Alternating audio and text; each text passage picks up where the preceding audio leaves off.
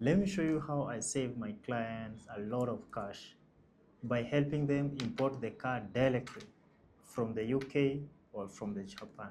So here are the 5 reasons why you need to import your car directly instead of purchasing it locally.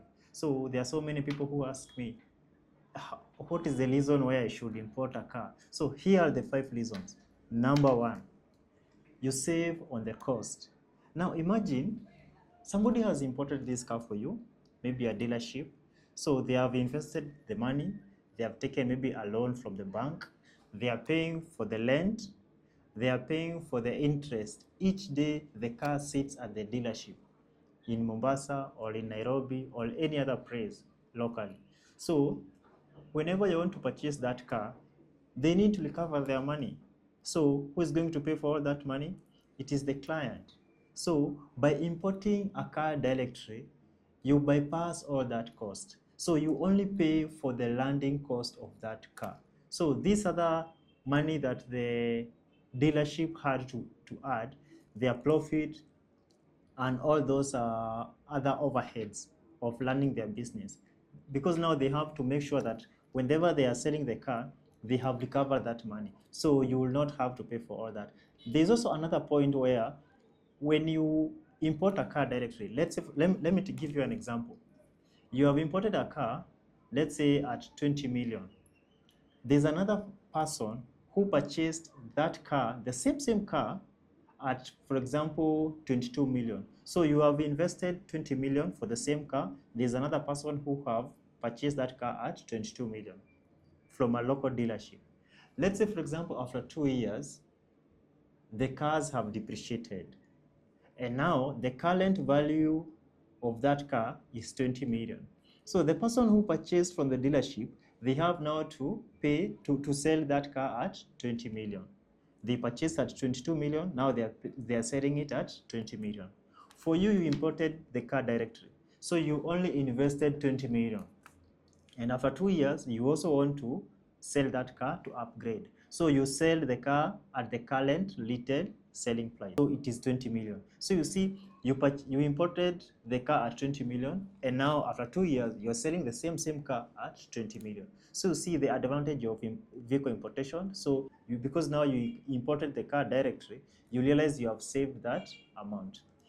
The second point is that there's a lot of vehicles to choose from. There's a variety. Let's say, for example, you want to purchase a Land Rover Defender. So Land Rover Defender, we have different trims. We have, like, for example, the X Dynamic, you have the Defender Octo, you have the Defender X, you have the Carpathian edition, you have, for example, the entry level, the standard edition. Also, for example, you want a different package. For example, you want, for example, the urban pack, you want the adventure pack, you want the county pack. So you see all those combinations. Or for example, you also want a different color or a different engine power, so a diesel or something. If you want to purchase that car, and you want to purchase it locally, when you go to a dealership, they will sell to you what they have. But if you want to import that specific car, you see, there's the way you feel good once you purchase something that you really wanted. So if you import your car directly, you are able now to choose from the global market anything that you want. For example, even the color. Maybe you don't want the metallic one.